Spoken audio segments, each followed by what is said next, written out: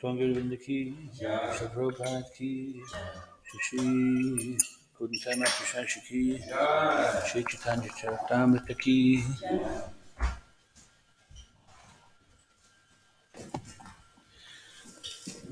Okay. So reading from Srila Prabhupada Lilamrita.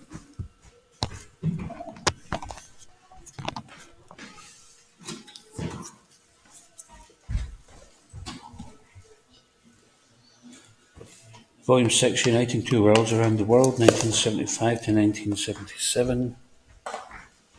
Chapter entitled At Home in Vrindavan. After a few days, Srila Prabhupada got a good report on the progress of his US residency. Balavanta had gone to Washington, D.C. and now phoned to say Srila Prabhupada would have no difficulty in getting his expired residency renewed.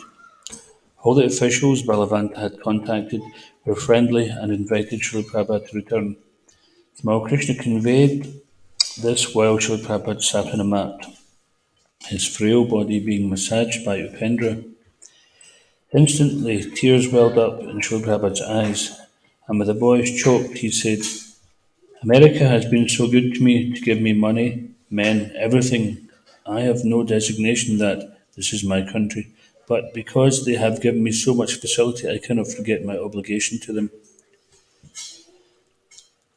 I want to make them happy and through them the whole world. Srila Prabhupada looked forward to travelling to America shortly after Janmashtami, which would fall on September the 6th, 2 weeks from the date of his arrival in England. I want to live a little longer, he said, to make everything more perfect. Will you do this by enthusing the devotees by staying with them, asked Tamal Krishna, or is there a specific program? A specific program, Srila Prabhupada. I want to introduce Varnashram at our Pennsylvania farm. The biggest problem of life is solved: food. Srila Prabhupada ki. Jaya Jaya Sri Caitanya Jaya Nityananda. Jaya Dvaita Chandra Jaya Gaura Bhakta Vrinda. Jaya Jaya Sri Caitanya Jaya Nityananda. Jaya Dvaita Chandra Jaya Gaura Bhakta Vrinda. Jaya Jaya Sri Caitanya Jaya Nityananda. Jaya Dvaita Chandra Jaya Gaura Bhakta Vrinda. Hare Krishna Krishna Krishna Hare Hare. Hare Rama Rama Rama Hare Hare. Reading from Sri Caitanya Caritamrta, Madhya Lila, Chapter 18, entitled The Lord's Visit to Sri Vrindavan, Text 109. So I'll just do this myself. Prabhu kahi kahan paila Krishna darashana, Loka kahi sanyasi tumi jangama narayana. Actually, we probably could do this together. All right. Prabhu kahi kahan paila Krishna darashana. Prabhu kahi kahan paila Krishna darashana. Loka kahi sanyasi tumi jangama narayana. Loka kahi sanyasi tumi jangama narayana. Prabhu kahi kahan paila Krishna darashana. Loka kahi sanyasi tumi jangama narayan. Prabhu kahi kahan paila Krishna darashana. Loka kahi sanyasi tumi jangama narayana. Please chant. Prabhu kahi kahan paila Krishna darshana. Prabhu kahi kahan paila Krishna darshana. Loka kahi sanyasi tumi jangama narayana. Loka kahi sanyasi tumi jangama narayana. Prabhu kahi kahan paila Krishna darshana. Prabhu kahi kahan paila Krishna darshana. Loka kahi sanyasi tumi jangama narayana. Loka kahi sanyasi tumi jangama narayana. Anyone else?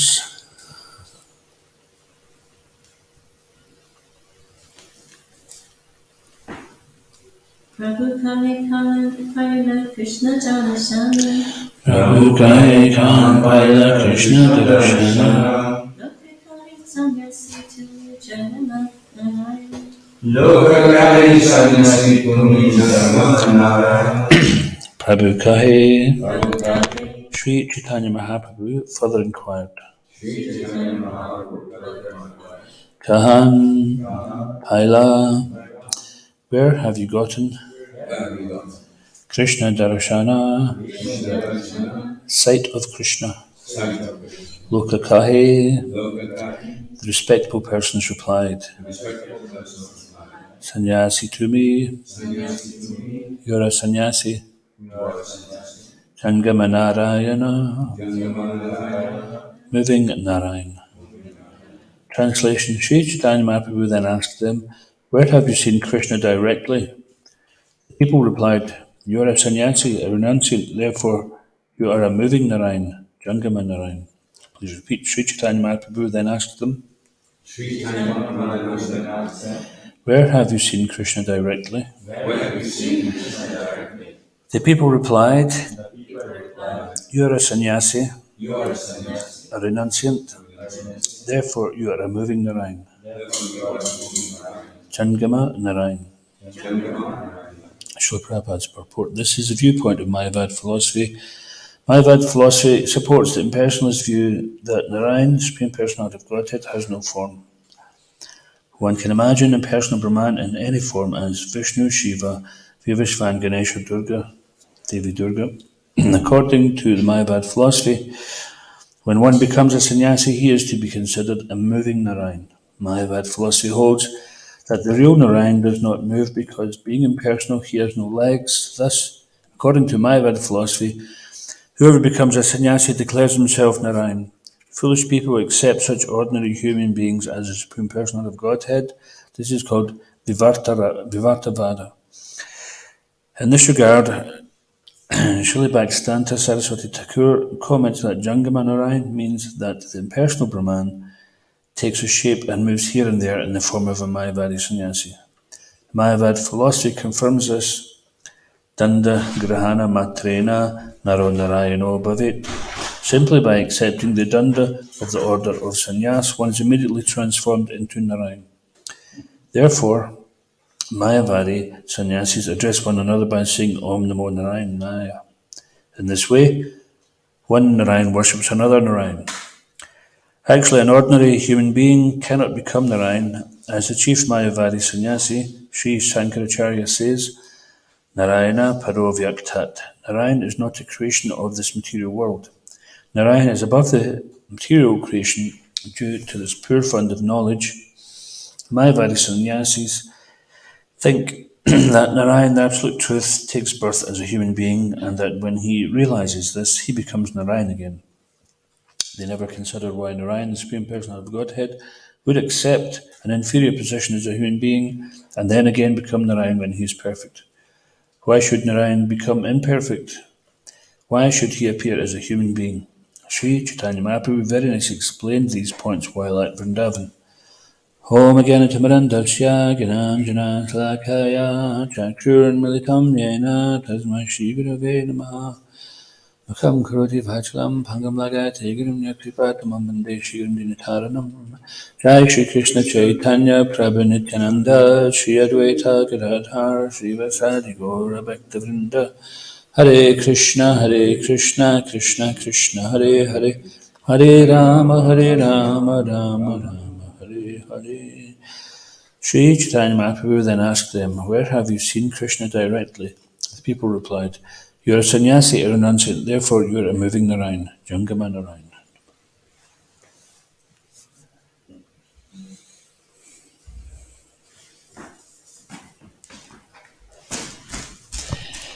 So if you remember in the previous verses, what was happening, it was the foolish people were thinking that Krishna had appeared in the human again and that he was dancing on the heads of the Kaliya serpent, Kaliya Nag. This is one of Krishna's pastimes. Sometimes Krishna performs pastimes just to increase the devotees' attachment and increase the devotees' love for them. Just like sometimes in the mundane relationship, isn't it? Because they want to see how interested you are. Or sometimes they're just on some mental trips. But this is generally the thing they want to see, is the person actually interested in me enough that they're going to make some endeavour. So even Krishna's pure devotees who are always surrendered to him as eternal associates, sometimes Krishna will create some pastime, such as this pastime of Kaliya Nag, Kaliya serpent, many-hooded serpent, which was in the Yamuna, and it was very poisonous. It was so poisonous that the water was polluted, the fish were poisoned, anything nearby, anything that drank the water in that area was poisoned. So Kaliya went there, Krishna went there to deal with this serpent which was causing so much trouble, and he went into a fight with it. Now, being the Supreme Personality of Godhead, he's never under any risk of being defeated.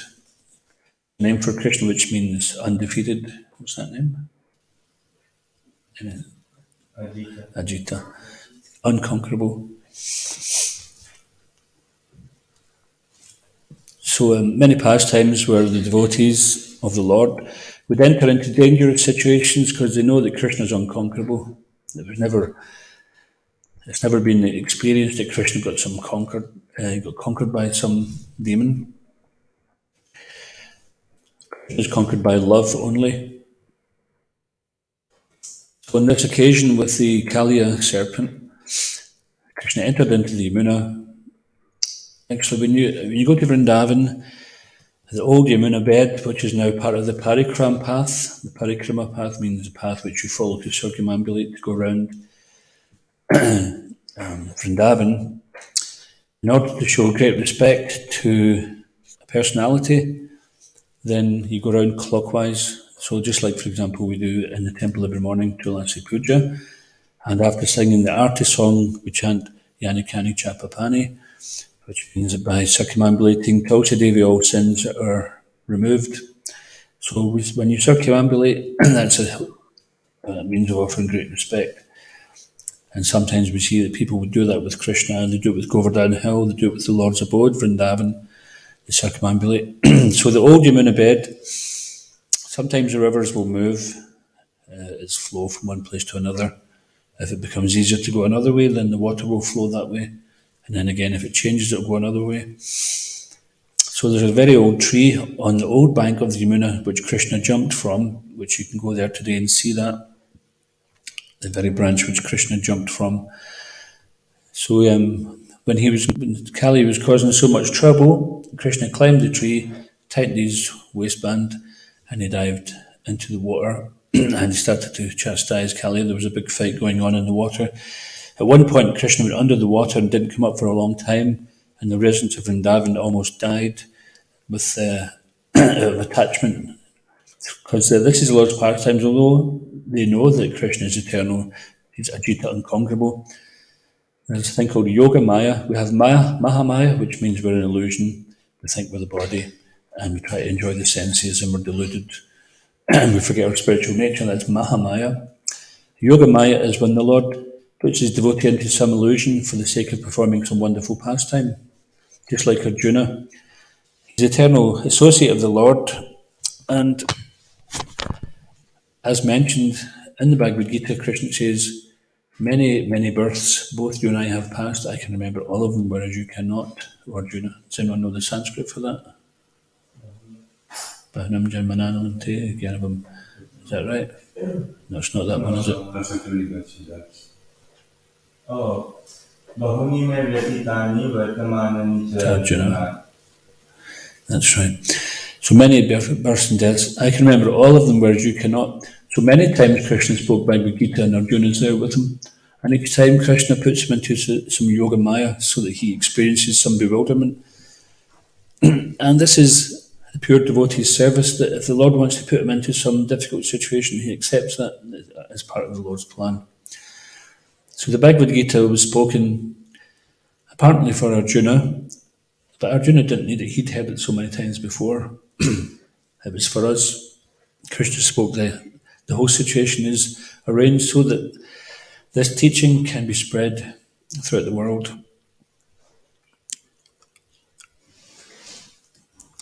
So the devotees know that Krishna is unconquerable, but sometimes the Lord creates some pastimes where they may forget.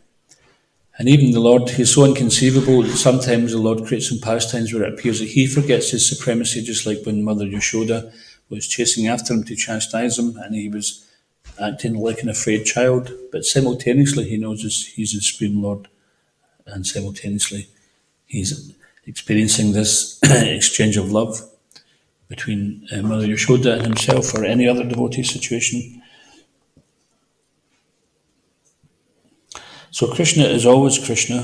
He is never conquered by anything. So therefore, the point that Prabhupada, one of the points Prabhupada makes in the purport here is that the living entity cannot become Narayan. Narayan's always Narayan. Narayana paro vyaktat. Shankaracharya himself says this. Narayan is transcendental to the creation. So, this is also mentioned in Bhagavad Gita, one of the early instructions Krishna gives. Does anyone remember this? Natuevaham jatu nasam, natvam nime janadipana chaivana bhavishama sarvivayamata param. Never was there a time when I did not exist, nor you, nor all these kings, and nor in the future shall any of us cease to be. And the verse before that was Asochan.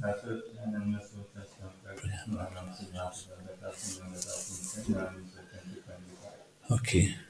Anyone know the translation? I was thinking that the words here morning for one's not going to be Grief. of grief. Those who are wise, they meant neither for the living nor for the dead. Perfect.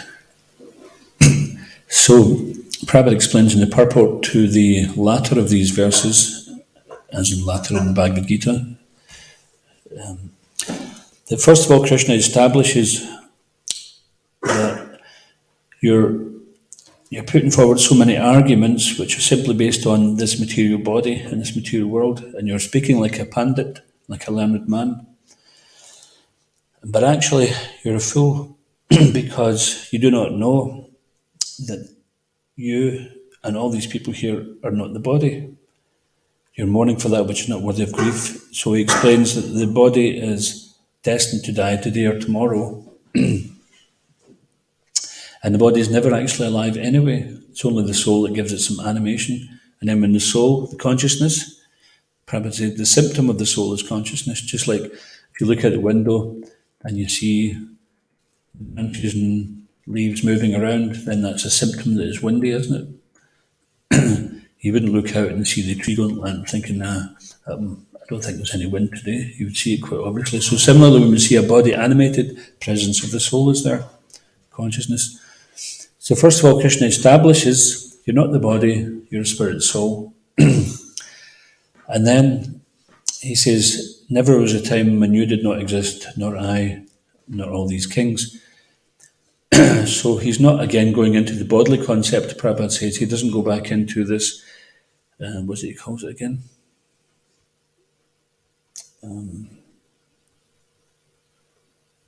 Forget the word he uses. But after establishing that you're not the body, you're a spirit soul, then he doesn't go back into the same type of argument, then disagreeing with himself. He's saying, and not only are you not the body, but you, me, everyone here are eternal individuals. So right from the very first couple of instructions Krishna gives, He just takes it out of the material platform and establishes the eternal individuality of the soul.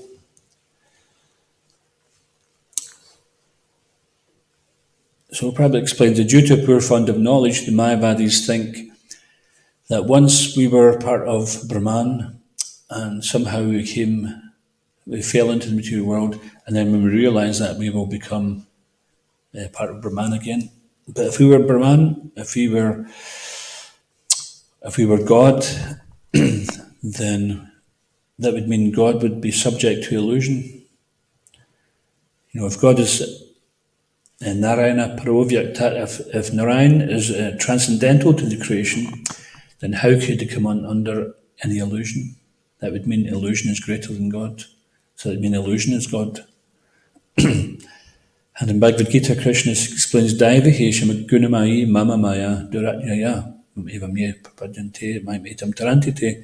This divine energy of mine known as Maya is very difficult to overcome, but those who have surrendered unto it, me, can easily cross beyond it. So Krishna explains also, this divine energy of his is actually one of his subordinate energies. It's his external energy, and he is always transcendental to that. Those who surrender to Krishna can easily cross beyond Maya. So if it was simply a case of that we're not the body, we're spirit, soul, we're all part of, we're all God, then simply just to realise that there'd be nothing to stop us, but we can't. I remember before we joined, then I was reading various nonsense philosophy books, and I can understand. Okay, they're saying, well, we're all God, so we can just merge at any time. It's just I've accepted this illusion, and it's just a dream. So I said, okay, I'm ready to wake up from the dream. Let's go back. I'm ready to leave it all behind. Nothing happened, and I thought this is not very practical. So I was thinking, what is it we have to do in order to be free from this bodily concept? So already accepting we're not, the body is not enough. In order to get free from the clutches of material energy, then one requires a spiritual master, because Krishna is the one who releases. She tells, just like the jailer, if the governor says to the jailer, okay, release this prisoner, then the jailer releases the prisoner. So this material world is known as Durgadam, which means the prison house of the material world, where we are very much restricted, and we cannot overcome those restrictions. Sometimes people try to overcome the restrictions just by having no scruples whatsoever. They think, let me just be free, there should be no restrictions, no rules. But then someone else doesn't agree with that, because your no rules program affects them in a way they don't like, so they want to impose something upon you. Just like one time one of Prabhupada's disciples said to him, I want to be free, I just want to run free. And Prabhupada says, well, go, become a horse. But it's an illusion to think that we're free in this material world. The horse might run around in the field, but there's confinement. And even if it's a wild horse running around, there's still a confinement to this planet. It just can't run for infinity. And every living entity, we have a time limit on us. As soon as we're born, the clock's ticking. And then at some point or another, in this period of time, known as this lifespan, will be over. And what we do with our dash, a nice book by Peter Burwash called something with dash. I forget the name of it. But anyway, what it is, so if you look in the graveyard and you see here lies John Smith, 1895 to 1962, and that in between, that's the first time that's ever happened. Wow. Second time. It's probably important.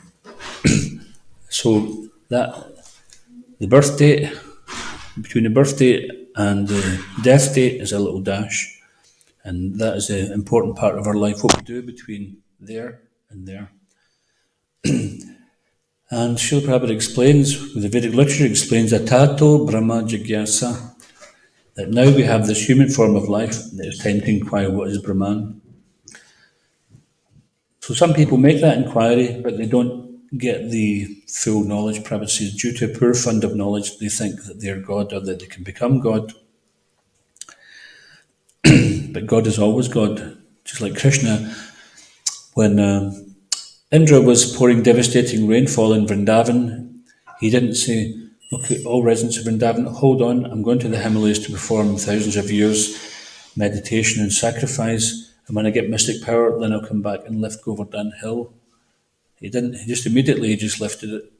And this pastime's coming up soon. And Krishna demonstrated that in his left hand, in his smallest finger, so most people appear to be right-handed, so if you were left-handed, your weakest point would probably be your right pinky. If you're right-handed, your left pinky is considered to be the thing that you probably use the least. I mean, how often do you use your non-leading hand pinky? So there's almost no strength to it, it can hardly do anything in terms of strength.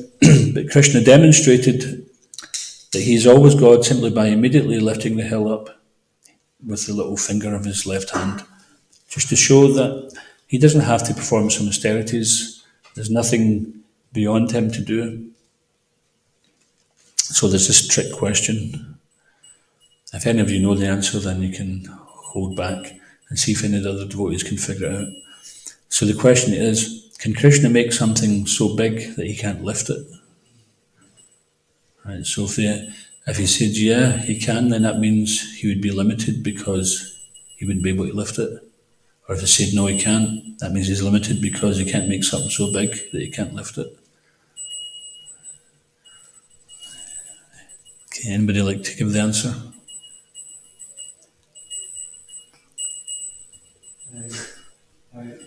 I know the answer. I know the answer. Do you know the answer? All right, tell us. You could make something so heavy you could lift it, and right after he lifted it. That's right. Because Krishna is ever expanding. He can make something so big that you can't lift it.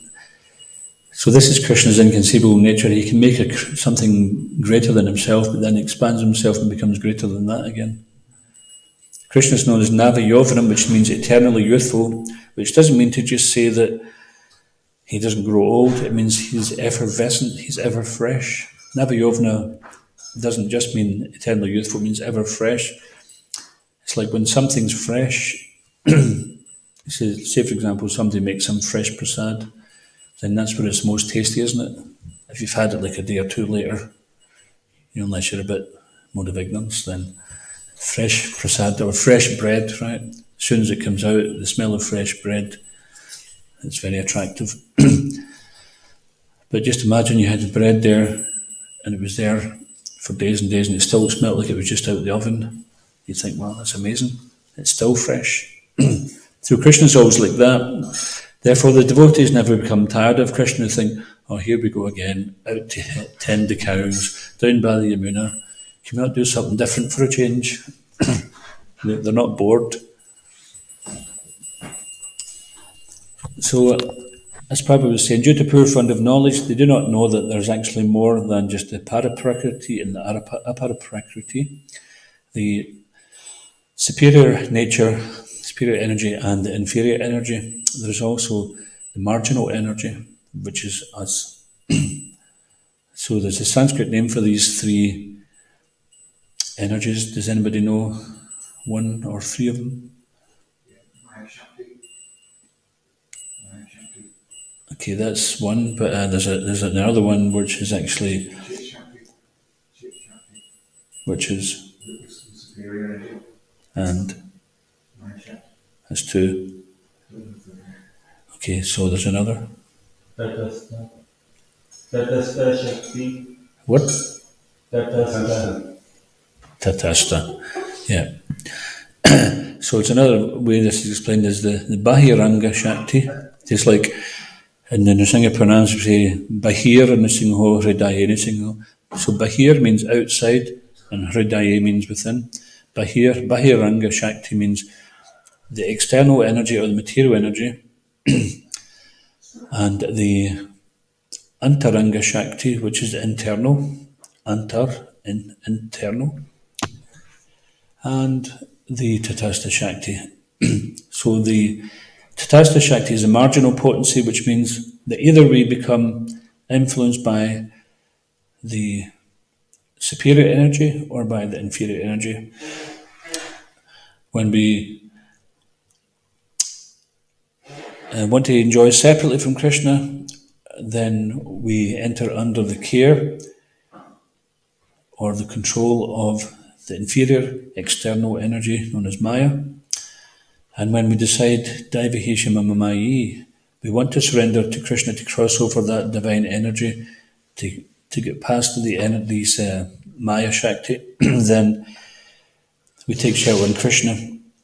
So we can only take shelter in Krishna or another aspect of Krishna's energy. So there's a saying that there's nothing in existence apart from Krishna, except for Maya, and that's also Krishna. Everyone follows my path in all respects. So every path we follow, it's a path which is chalked out because we choose it. Now this is one thing that Krishna doesn't interfere with, is our minute independence, but he doesn't say that there's no reaction for it. So we have the freedom to choose, and with that freedom, as they say, comes great responsibility. The more freedom you have, so just like the human form of life has so much more freedom than practically any other species, because you can see the human form of life in terms of mundane is like top of the food chain. So that means that there's no other living entity who can subjugate the human beings. And what a fine job they're doing of dominating the planet. So when we have this human form of life, we have so much freedom, and one can do so much good with that freedom, but if we misuse it, then so much wrong can be done with it as well. One man can create a war simply by his ideology, we've seen this. Or one man can create a revolutionary peaceful movement. And in Kali Yuga, it's easier to do wrong than it is to do right. It's just like if you've ever tried running up an escalator which is going down. Right? Sometimes as kids we would do that. Did anybody ever try that? You want to see if you can actually beat the thing, right? And you're running up very fast, especially if there's nobody there. You might have races with your friends to see who can run it up the down escalator. So this is the material energy. The escalator is going down, and we're trying to, as devotees, we're running up against it. And everyone's saying, why are you doing that? Why are you following these regulative principles and chanting Hare Krishna and shutting yourself off? We're all going down the pub. Just join with us. It's going to be great. So why resist? So Prabhupada refers to as gliding. A glider looks like it's having an easy time, but it only got up there because of great effort from the plane which took it there. So when we come to this human form of life, it took a lot of effort to get this human form of life. We had to go through so many other species. There was a Mangalananda, disciple of Prabhupada, very famous musician. There's one song he sings, through the kingdom of all species you have risen, spirit soul. Don't turn back now, hear the sages, it's time to reach the goal. Which is going back to Godhead. So after great effort, we've finally got this human form of life. Just like the glider, it's been taking a lot of effort to get the glider up. And then once it gets to a certain height, then it's let go, and then it appears to be flying, but it's gradually going down and down and down until it finally comes to the ground again. So with the human form of life, we have to keep on putting effort in. The path of Krishna consciousness is very simple, but it's not always easy. But the more effort we put in, the easier it becomes. Just like if you're really unfit and you decide you're going to run a marathon, then you would train for it to the point where when marathon time comes, you're ready for it, you're ready to go. So this human form of life is meant, this lifespan is meant for us to train for that marathon, which is the culmination of all the difficulties we experience through our life is the time of death. Whatever we are afraid of, what is fear due to? Attachment, which means often we're afraid to lose something, isn't it? Like what happens when someone wins perhaps the lottery? They build themselves a really nice house, just like I think Oakshire went to Straven the other day, and on the way there you see some really nice big houses on the side of the road, and what are they surrounded by? Big fences, big walls. So they've put themselves in a prison. They think that, immediately they get some money and they want to spend it, but they've got whatever they buy, they have to protect it. If they get some nice cars, they think, oh, get all the cars I've ever dreamed of, but they have to get some secure premises to keep them in. Or they get a really nice house with a swimming pool, and they've got higher security. So this is in the nature of the material world, is that we become attached, and that attachment causes fear. And the time of death is the accumulation of all these fears. But Vitaragabaya kroda manmaya mamupashuta bhavogena tapasa putamad agataha. Being freed from attachment, fear and anger, being fully absorbed in me, many persons in the past, became purified by knowledge of me, and thus attained transcendental love for me. So Krishna is telling you, this is the process here. You can become free from attachment, fear and anger simply by becoming purified by knowledge of me. The Krishna is so pure that any aspect of Krishna that we connect with will purify us. So Krishna's name, Krishna's remnants, his form, his pastimes, his associates, these are all purifying because they're all related to Krishna. Tadiya means related to Krishna.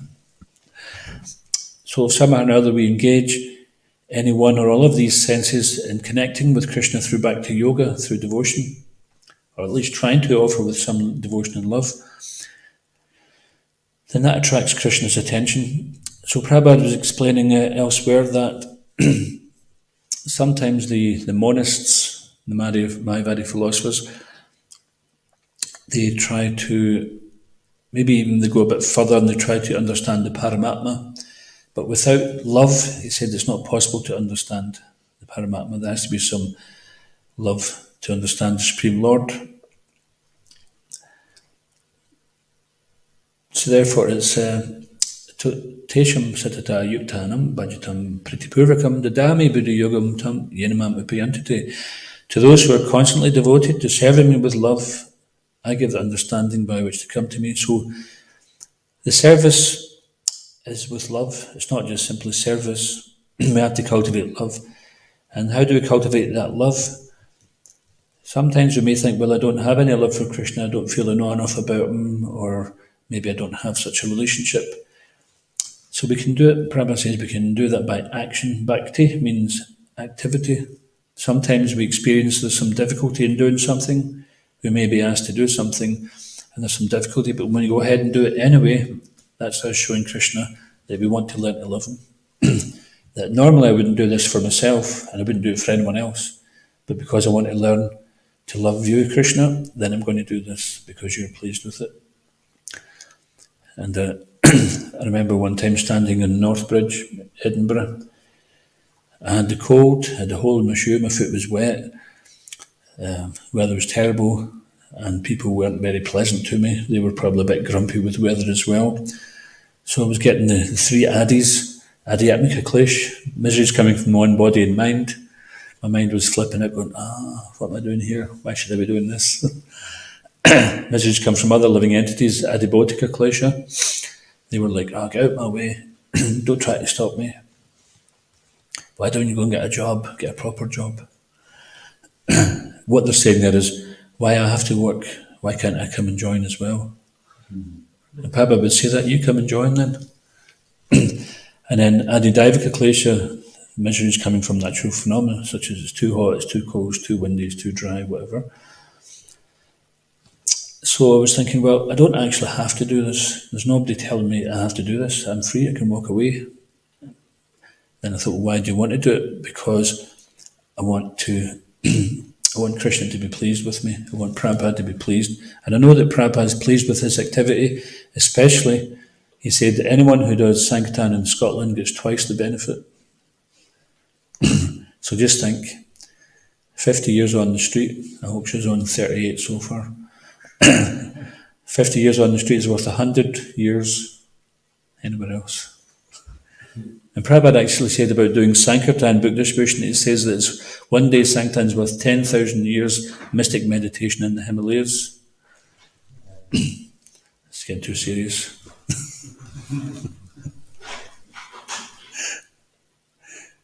And sometimes it is a bit daunting thinking, to do that.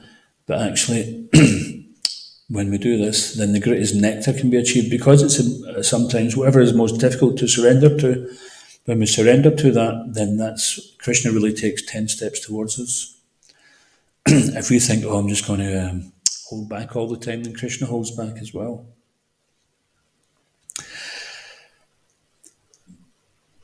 So, welcome to ISKCON. It's the program of jumping in the deep end at the last minute. Like often we do things, we put on some program or we're doing some other endeavour, and no matter how much we try to plan for it, it's always the same. Without the last minute, nothing will get done.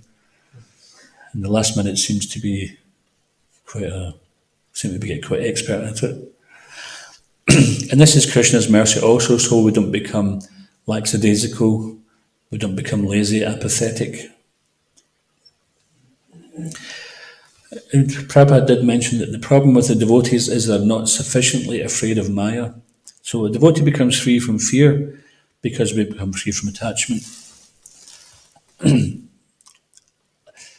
But actually, free from attachment means free from material attachment, but attachment is actually redirected towards Krishna. To be attached is part of our nature. And Srila Prabhupada explains that just like the astronaut goes into outer space, but because he has no resting place, he has to come back. See, even these Mayavadis, after great determination and great tribulation, they might achieve to merge for some time into the Brahmajyoti. They don't become God, they just experience being part and parcel in that impersonal concept of God.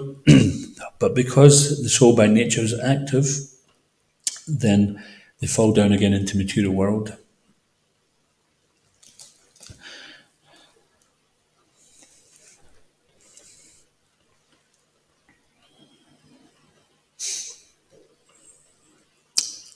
But then Krishna says in Bhagavad Gita, Janma karma chame divyam evam yo vetitatvatah tyaktva deham panarjanma naitimam iti surjana.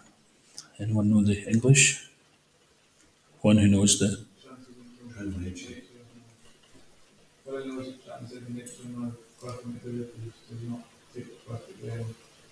In this material world. Arjuna. That's right. So Krishna's Janma and Krishna's Karma. Now, of course, Krishna is not bound by karma. If Krishna is bound by karma, that means someone would be above him, somebody would be controlling him. So Krishna's karma is not like our karma, unless our karma or activity is connected with Krishna through Bhakti Yoga.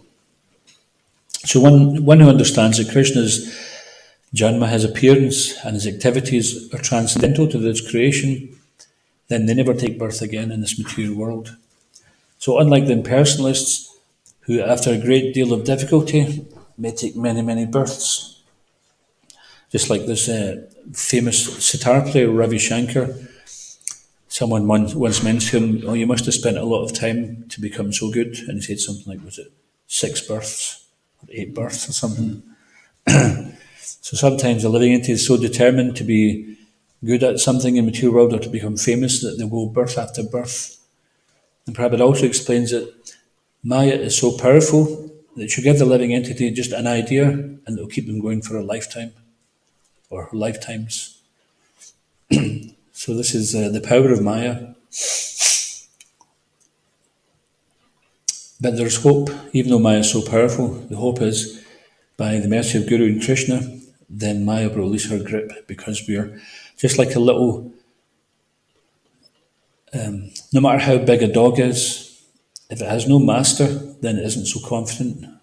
If there's a fight between a small dog and a big dog, and the small dog has got a master standing behind it, then the little dog's got more confidence. They say it's not the size of the dog in the fight, the size of the fight in the dog, isn't it? So we have nothing to fear if we've got Krishna behind us, Ajita, unconquerable, and Krishna's pure devotees. We can see how amazing Krishna's pure devotees are. And we've got them supporting us, then we can't lose. We have nothing to fear. So we transfer our attachment to Krishna. So to begin with, we might not be attached to Krishna because we're already attached to the material world. And we're trying to, at least initially, we disassociate with the sense objects. So it may appear that we're not doing this or we're not doing that any longer. But then the work begins internally is to purify the desire for these things. That's when the real work begins. Because you can refrain from doing something for some period of time, but if we're dwelling on it, then that contemplation will take us to want to do something about it. So therefore, whenever there's a problem with Maya entering the mind, then add more Krishna. The more Krishna is there, the less Maya is there. And unlike the poor Mayavadis, we don't come back again. When you go to Krishna's abode, you don't come back. Once bitten, twice shy. Okay, any questions or comments? When you did the devotee for a while, it kind of increases on you that like people are expecting to think, if you go into a gym and you've been at the gym for 38 years, and you look the same as when you went in, and if someone comes to the gym and he's already quite old, and he's thinking, well, I'll maybe be here for another 10 years. I'm starting when I'm 60. And if this is how far you only get after nearly 40 years, I've got no chance in the limited time that I've got left. So then the pressure is on you to try and be more attractive to other people, to make them really feel like this process works, because he's totally where I want to be, and I've got a chance. Well, that is the case. The onus is on us that the process works. Are we still attached to the things we were attached 30 years ago, 10 years ago, 20 years ago, 5 years ago? If we are, then we're not applying it properly. And if we're not, that's the thing, is that are we steady in our service, or do we want to do something else? If we want to do something else, then that means that we're not applying ourselves properly. So that's the example. The example is like, if one is steady even amongst difficulty, then people notice that. They'll notice that. Dedication.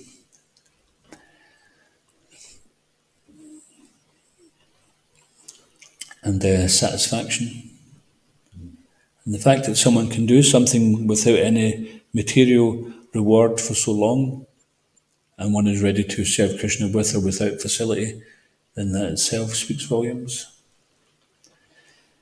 And that one is not attached to a particular type of work, because sometimes people want to just become expert at something. That's a bit of an easy way out, just to become expert at one thing. Because that's also described as one who thinks one's work as all in all. That's work in the mode of ignorance.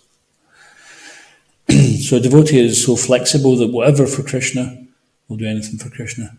Even sometimes devotees are so flexible that sometimes devotee will take birth in a male form, sometimes they take birth in a female form, whatever Krishna wants. That's how flexible they are. You want me to go to the material world? I'm not very fad up about it, but I'll go if that's what you want. No, if it was us, we'd say, no thanks, I want to get out of the material world. And we're encouraged to do that, to want to get out of the material world before we try to get too advanced and say, oh, let me stay because I've got some things to fulfill still, pretending we're so advanced, but really we just got some plans.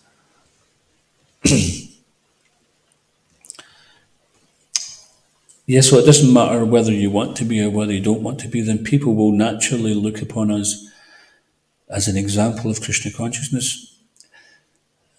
I mean, you and I maybe remember that when we joined the Bhakti program many years ago, somebody who was in the temple 2 weeks longer than you were looking up to him thinking, well, if I could just be like that, if I could just hang on for 2 weeks, and 2 weeks pass, and you think, well, they're still 2 weeks older than me, they're still so much more advanced.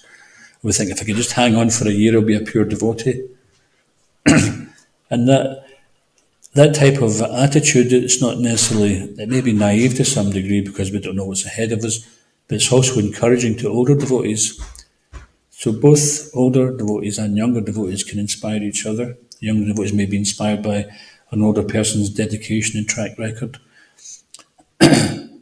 and their acquired wisdom through experience of practicing Krishna consciousness and throughout the ups and downs of life. An older devotee may be inspired by the younger devotee by seeing their enthusiasm and reminded of why they joined, what they were leaving behind. And so in this way, the devotees can inspire each other. Anything else? Yes, bro. You see, when you're talking about Arjuna being bewildered by the yoga mat, when this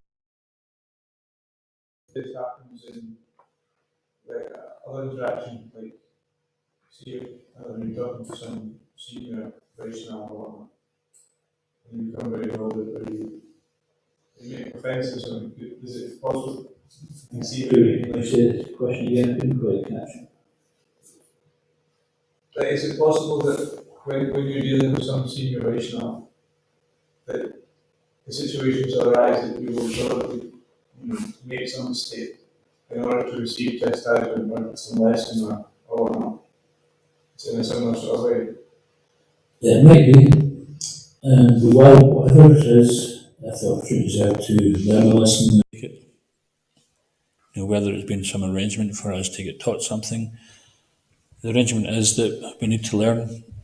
So the fact that it's just like, see this room is in darkness, and we don't know whether it's clean or whether it's dirty. As soon as you switch a light on, you'll see, won't you? You'll see where the dirt is.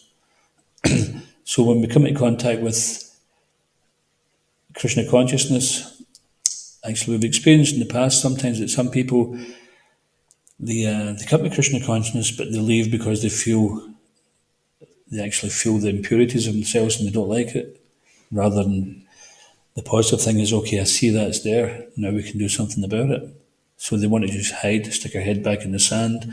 I see that I've got lust, anger, greed, madness, illusion, these things. So, but I don't like it, it makes me feel uncomfortable, so let me run away and hide. But actually, to become a devotee, we have to be brave and just face up. We have these illusions, we have these not such transcendental qualities. And in the association of devotees, in the association of the process of Krishna consciousness, then, as I say, everything comes out in the wash.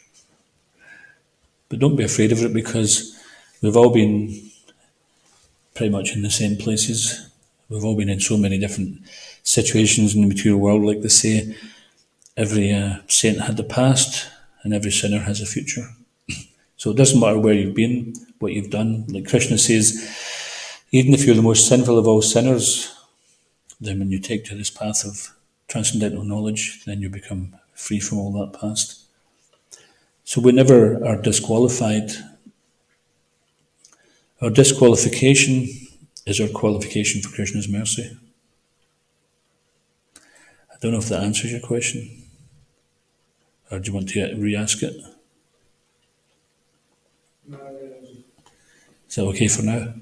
Okay, you can think it if you want to bring it up again another time. Okay, Rinda, last one.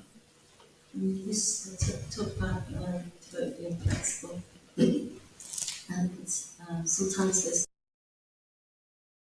a forte or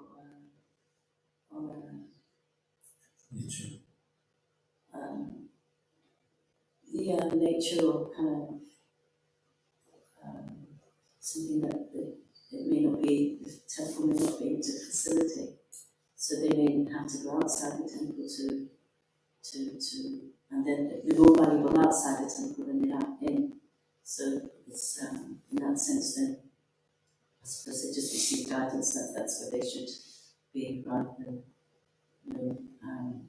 staying in the temple and go along with everything. But it's not what I'm saying. It's not necessarily if they leave. It's not necessarily because they don't want to cooperate or don't want to dispute. No, it gets the votes like Jai Shetty, for example, or George Harrison, he asked them.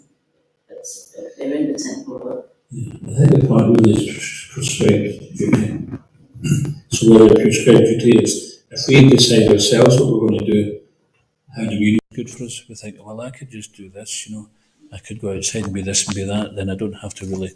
So if our motivation is to avoid surrender, then that's not necessarily good for us. Therefore, there has to be prescribed duty. The spiritual master or the spiritual master's representative will tell us what is our prescribed duty. Just like George Harrison, he went to Prabhupada and said, he was prepared to shave up and join the ashram, and Prabhupada says, no, you continue in your own situation, you can do a lot of good there. So that was prescribed to him. He was told what to do, but he was prepared to. Not that we just make our own mind up, think, well, I'll just go and do this.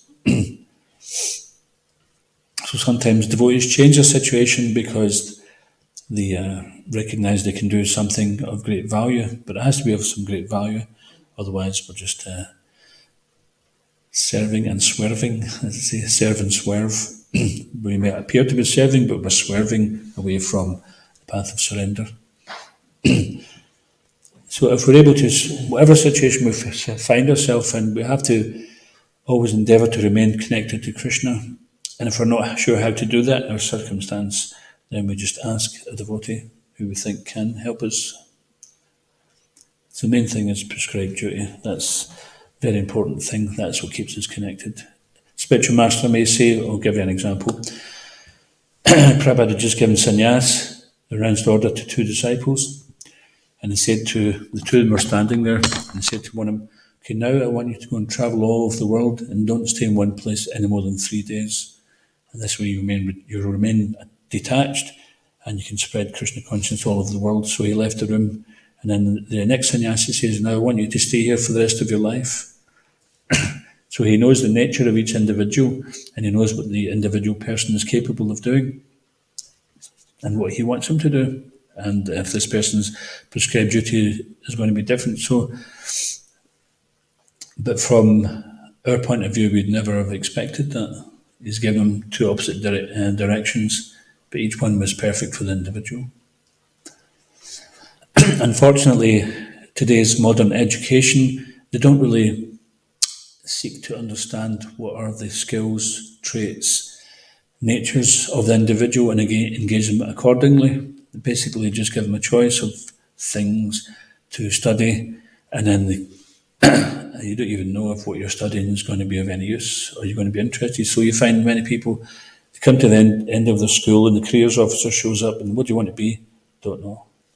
Haven't got a clue. Or want to be this. A few years later it's like, no, I don't want to be this. I just thought I did. So because they're not actually able to discern what is a person's nature, what is their best engagement, so they'll be happy, just like we're reading in the Prabhupada Leelamrita. Prabhupada was talking about introducing Varnashram Dharma. So in this way, most people, if they're engaged in some activity, it's not that everyone thinks, well, I want to be a Brahmin because that's the head of the society. Some people just wouldn't be happy in that situation. If you give a Brahmin Sudra work to do, he may not be happy. You give a Sudra Brahmin work to do, he might just also be unhappy. So, and Krishna says, Bhagavad Gita, everyone follows their nature, what can repression accomplish? But to engage your nature in Krishna's service, and also because we're having to surrender to doing the needful is not necessarily that we have to do that all the time, but as much as it's needed, we have to do it. It's like everyone says, well, we don't do the needful, then some says, well, I don't want to cook, I don't want to dress the deities, so the deities don't get dressed, prasadam doesn't get made, nobody wants to cook. Or somebody wants to cook, but they're a terrible cook, nobody wants to eat it. So therefore there has to be some element of surrender. If we just do what we want to do, doing what we want to do for Krishna is one level, but doing what Krishna wants us to do, that's a better level. That leads us to a higher platform of being able to do even more, to do anything for Krishna. Okay, we'll just stop there. ISKCON Guru Govinda Ki, Srila Prabhupada Ki, Caritamrta, Shri Caitanya Caritamrta Ki, Tiger Premanande.